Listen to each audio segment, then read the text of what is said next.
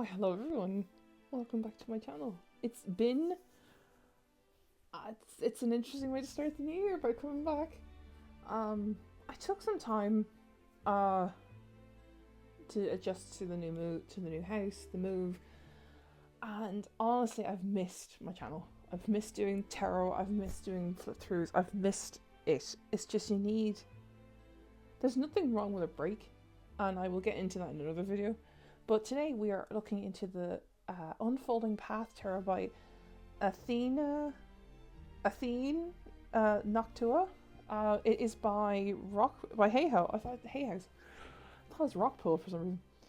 It's because I'm looking at under the deck on the side. It's by Hay House. It is a gorgeous not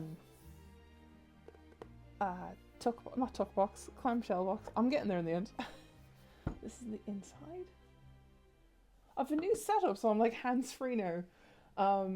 It's not, my iPad's not like lying down on the tower of my computer. It's on a gooseneck holder, and I'm using a book light as my ring light. So it's amazing. And I'm showing off some of my other merch. So this is like from Hell of a Boss and stuff. So I love Stolus and stuff like that. So you're gonna see like this in the background more often than you think. This is the inside of the bottom half. And here's the book. I think I've shuffled this, so give me 1 second while I fix it. Well, there's the book. Okay, we're back. I had to put that in order because I was testing the shuffling on it and playing around with the deck. Yeah, so this is as I said, the Unfolding Path Tarot. This is the backing.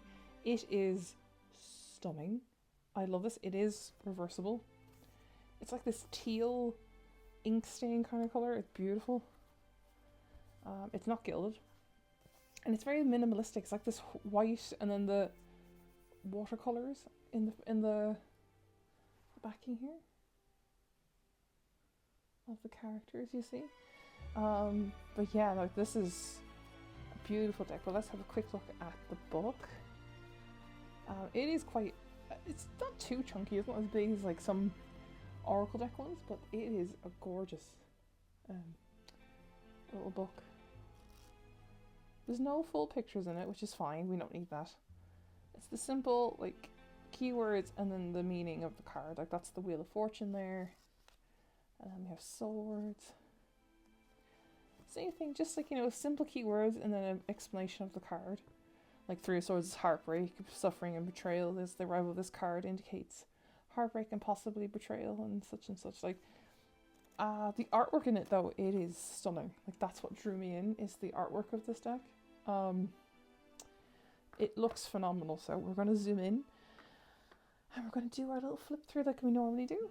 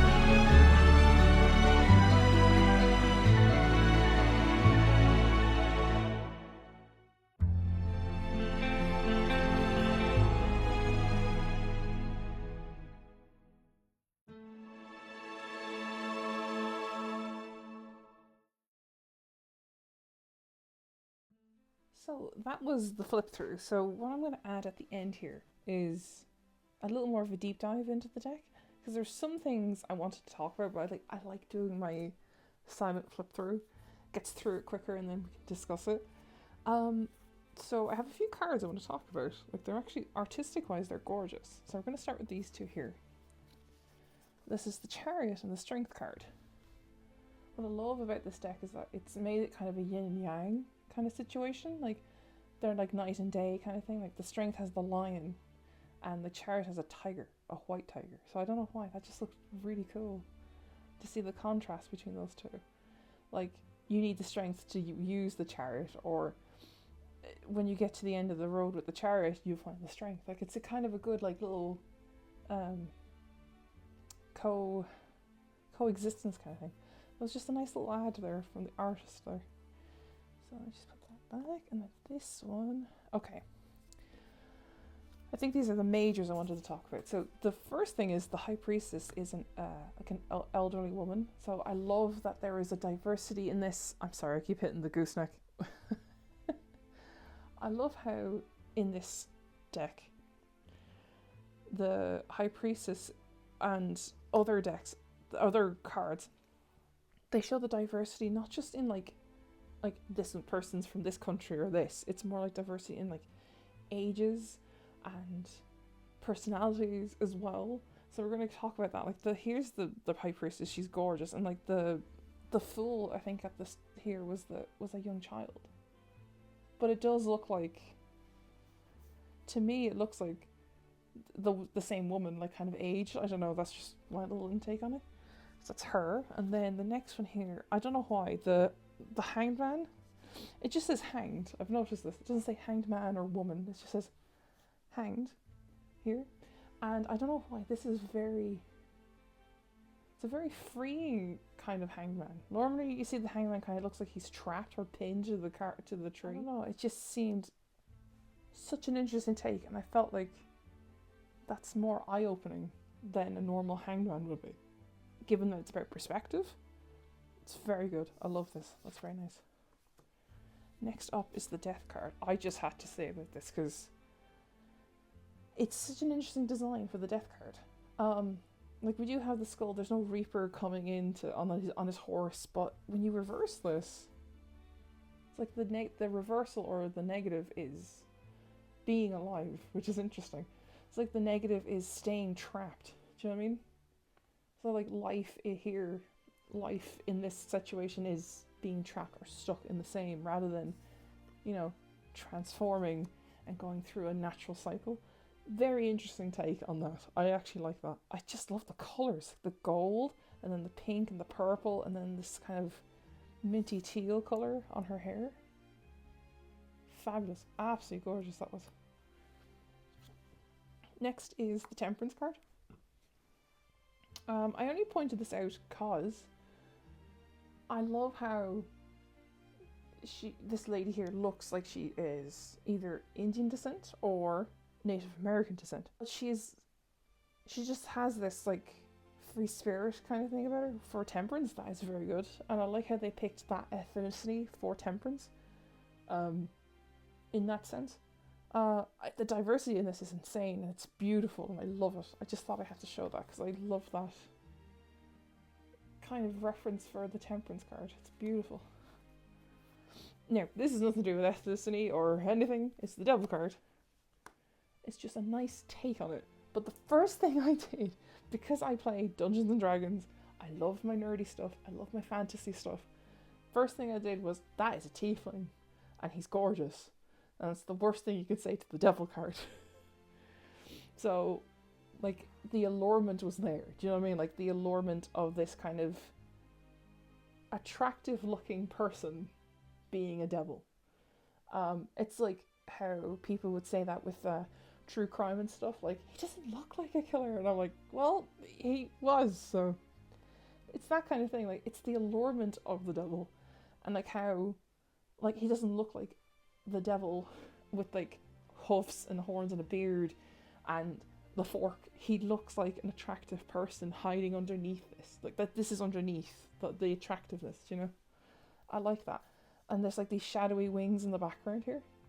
I'll bring that closer. You can see the shadowy wings in the background. So it's like he's definitely trying to ensnare you. It's a lovely rendition of the devil card. So the last two are the moon card and the star card. I love it. Now these are usually this way around. Sorry, in the order of deck of numbers here. I love how we have a person here who has albinism or just really strikingly white hair. I don't think they do have albinism. Let me just have a look. No, but it's that kind of take on it. And then the moon is like the opposite. Like there's melon. I can never say it. Melatonin. I can never say it. It's the opposite too. Albinism. So albinism is like where you have no pigment and the person is like snow white, and then the opposite is where it's like the pigment is just gone so dark, and it's just a beautiful contrast, like with stars and moon.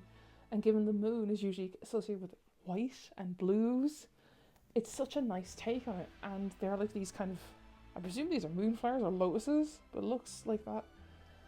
But it's just a nice contrast, given that these two usually, like stars and moons are usually together, and it's just a nice little like diversity and a different take on these two cards. I just thought it was gorgeous. This whole deck is phenomenal, and given that this is the first deck I bought in the new year, I can see what's called the unfolding path. Like I'm seeing things that I haven't seen before. Some minors that I thought were really pretty. So we'll just do the aces. So I didn't organize this one, so I just get the aces. Yeah, I just have two aces here, I think. Yeah, because most of them were the same. I just picked the two that I was phenomenally blown away by. The Ace of Cups and the Ace of Swords.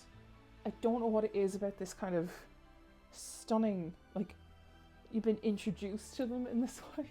Like we have, like someone doing the hearts with their hands. We have a lotus, we have the dove, and here we have like, I don't know what type of flowers they are. I think they're chrysanthemums, I'm not sure. Then we have a crown, and we have this person like opening their hand, which is interesting given that most of the Ace of Swords in tarot, they're gripping it and they're holding on tight to it. They're holding that hilt so much. And this is the first time I've seen the hand open, like letting it go. And given that your Ace of Swords is like new beginnings, new stuff, but it's also representing your mental health, your logical thinking and such. So it's like you're letting go of what doesn't serve you and what doesn't, isn't good for you. Like getting rid of cutting out toxic people kind of thing. And this one's gorgeous. I usually see people like holding the cup as well, but this one's like they're kind of like embracing it, like putting their hands around it, like kind of thing, to do the heart, and it's lovely. I just thought these were gorgeous. We're going to do a reading at the end with these, so this is going to be fun. Next up is the Two of Cups. I just love that it's even diverse in the sexualities. This is clearly a lesbian couple, and it's gorgeous. I just love seeing that. Like, I love seeing pride being shown in proper ways. Like, not just like, oh, just chuck. It's not a checklist, you know what I mean? This is, like, the way this flow of this deck was, it was so natural seeing that. Whereas, like, most things in media are like, it's just a checklist. Oh, do we have a black character? Yeah. Do we have a lesbian couple? Yeah, it's in there just to, like, make a checklist when it should be more natural flowing than a to-do list, which is gorgeous. I love how this was represented beautifully, and it's the Two of Cups. It's about long-lasting relationships and such. It's gorgeous. Like, it's beautiful. Okay. The Seven of Cups is here for a reason, because I think it's also the same as the Page here. I just want to show you the Page of Wands. Yes, just the Page of Wands and the Knight of Swords as well. There's nothing the same about them. I just love the facial expressions, the emotion showing the personality of this person. Like, it's like this person here who's obviously referenced for this is being like, curious, but they're so expressive. And the artist, who is the artist on this actually? The artist is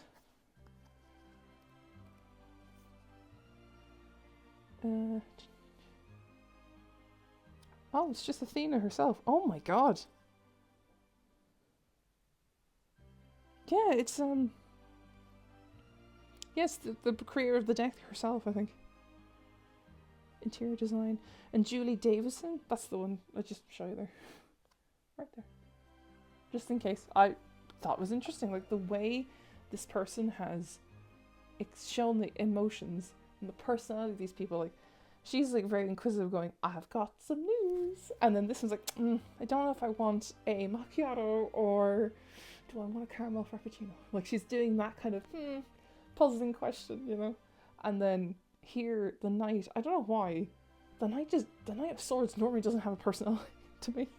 They're more like the reckless one, but it's more like he's being a show off. And he goes, oh, hey darling, how you doing? And normally that's the Knight of Cups, like being the flirty one. Just thought that was really cool. Next up, we have Page of Cups. I thought this was really cool that the Page of Cups is an older man. Because normally the Page of Cups is like youth and young and vibrancy, but you can still be childlike and be an older man. Do you know what I mean? Like, you can still be innocent and see the things like you do when you were a child, in that sense. That's a really cool Page of Cups, I thought. Next is the Queen of Cups. I saw this and I was like, hang on, she looks familiar. And I don't know why. She looks like the girl who plays Pen in Bridgerton. Like, yeah. Like, she either looks like her art actress, or she looks like Nikki Tutorials from YouTube, like a makeup artist. I don't know why. I love that there was a plus size curvy lady in this. I'm so here for it, because I love that. And next is the Two of Pentacles. When I saw this the first time, I thought it was the Magician. But the Magician was earlier on, and was more like in tune with things, whereas this is the Two of Pentacles, where this is literally a magic trick to balance everything and have a nice balance of work life, social life, and like free time, you know? So that shows you it's like a Mad Hatter kind of thing, being able to do that. Three of Wands. We've never seen, from my opinion, or what I've seen in decks, I've never seen the Three of Wands where they're on the ship. They're usually waiting on the shore for it, or waiting for it to come in, or they're waiting for the mode of transport. But this time they're on it, and they're waiting to see the horizon of like the new world kind of thing. That is really cool. I love that. Next up is the Six of Wands. Again, more diversity. It's not just here's someone who's old, here's someone who's young, here's someone who's of this ethnicity and this ethnicity. And from this country and that, and this skin tone and that skin tone, you know. We have someone in a wheelchair with the Six of Wands, because I love how that kind of represents with the laurel wreath here, it's representing the Paralympics, which is gorgeous, and like trophy here, brilliant, utterly brilliant. I love that. It's absolutely amazing. He has the bouquet of flowers on his lap as well. I thought that was a nice little nod to the Paralympics in the sense, and just that kind of diversity in that sense. The Ten of Wands and the Ten of Swords. It's the expression on them that got me. So, again, expression is beautiful in this deck. And I love how this lady is struggling in pain carrying her shopping up the stairs to her house. And then the Ten of Swords, it looks like, oh, I just pulled my back, I can't get up. Like, it looks like it's the way the Ten of Swords represents how we just put on a face and say I'm fine, and then we're not really fine. And the Ten of Wands is more like a physical strain, which is beautiful, like seeing that kind of that kind of variation of it. Like, this person's trying to get up, but like all these swords are in their back, and it's just phenomenal. That is phenomenal. I'm gonna say beautiful and gorgeous a lot. I'm gonna be listening to this again. Four of Wands. Four of Swords, sorry, not Wands. First time we've seen them in bed. I usually see them like on a tomb or something, resting. But this is how most people would sleep nowadays, and they're like holding onto their phone or their iPad after falling asleep, or their book. So it's just a nice version of the Four of Swords that they're actually in a bed. Just thought that was cool.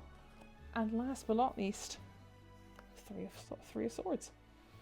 I like that Three of Swords is on a t-shirt, because it just shows you that it's temporary and it's not really permanent. And I like how the Three of Swords it's a print on a t-shirt, right? So that means this girl, she may be stressed now and heartbreak and betrayal is hitting her, but she can take this shirt off and put it in the wash and it will come out clean and that thing will just pass. Do you know what I mean? If it's a minor kind of drama situation, but if it's more serious, she can just toss it away and shed that kind of skin or that kind of betrayal away, you know? So yeah, let's get on to a quick reading and then we'll finish up the video. Let's see how it shuffles. I'm gonna get used to this gooseneck. Oh my god, that shuffles beautifully. Not cleanly, because that's just me. But let's see now.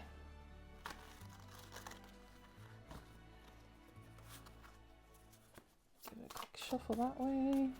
It's very stiff. Okay, the cardstock is gorgeous. And it's not too like soft that it will bend the minute you start doing this. This cardstock is lovely, by the way. It's not linen. And it's kind of satin, if that makes sense. It's not glossy and it's not matte.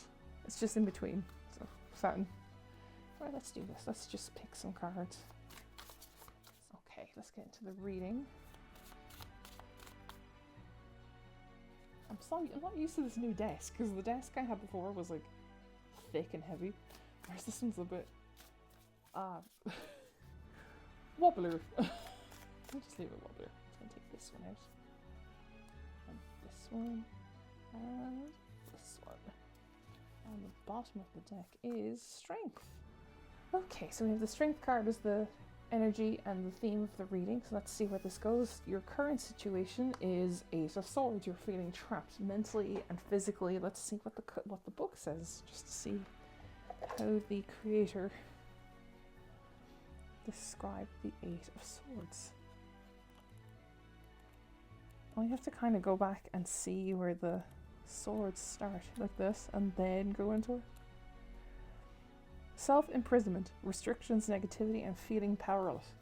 So if you feel like there's no way out of this, and you can pause and read this if you like as well, but I'm going to read it. Trapped in the prison of your own perceptions, you may feel like there are no other options available to you, or to your circumstances to your circumstances. I'm reading through the screen, it's very weird. Become increasingly restrictive. So like, depending on the situation, I feel like that would make sense, like if you couldn't get out of a situation yet. But eventually you will. So we'll see what the next card is. We have the Hermit. Okay. Let's see what the book says about the Hermit.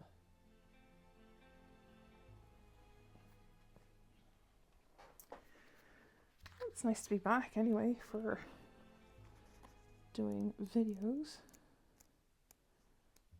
So here we go, the Hermit. Solitude, withdrawal, introspection, contemplation, meditation, stillness, inner guidance, and alone time. You may feel trapped in a certain situation physically, like, oh, I can't leave this job, but I need the money kind of thing, maybe. Or I can't leave this household situation because this is the only place, I have nowhere else to go. But maybe it's time to just step back from, this is probably where the strength cards come in, and you're getting that strength to walk away or just ignore the toxic people and just go, like, be able to be assertive. And you need that alone, the way to step away and be alone with your thoughts and not be a sponge to those kind of toxic things. Or with work, you're able to stand up for yourself and just go, yeah, I'm not being paid to do that, so no. Or in the sense of like a toxic household situation that you're feeling trapped in here, it could be a time to go, I need some alone time and I don't want to talk to you. And if they start like acting up, just go, I don't want to talk to a child, or I'm talking to an adult, please, you know. And the last card is the King of Swords. Now, when I pulled that up, it was upside down, but I'm just going to read it upright for now, because keep it positive. King of Swords. Clear-minded, logic, analyst, and authority. So you are putting your foot down after this kind of break.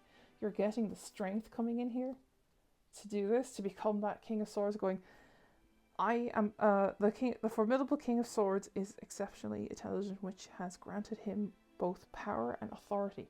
When he speaks, all those around him pay close attention. So I feel like that time away, or maybe you do reach out to someone to talk to, you just suddenly become assertive, and these bullies in your life know when to back off and go away. Well, yeah, I think that's fine. So this is probably about being assertive and getting the strength to stand up for yourself, I feel. So that is the Unfolding Path Tarot. I keep saying the unformidable. I don't know why. Maybe it's because this card keeps coming up in my head. But yeah, it's the Unfolding Path Tarot by Athena Noctua. So it's good to be back. Happy 2025, and I will see you all soon. On Monday, I will be on a stream with Jackie. So head over to Jackie. I will link her channel below, and you can subscribe, and we will be chatting about tarot, just tarot and tea, and what's coming up for my channel. And yeah, so as you may notice, I'm no longer Tarot Vibes Oracle, because there was someone else called Tarot Vibes, and I think people were getting us mixed up. That's one. Two, it was more like, it's too businessy, the name, and I wanted something more for me, and it was Lady Emerald Tarot. I will be doing gaming and such as well, so you're going to be seeing me play probably Baldur's Gate and play her and romance other people in the game. So I'm going to be diving more into this in a separate video and with Jackie. We'll see you all very soon, and happy 2025.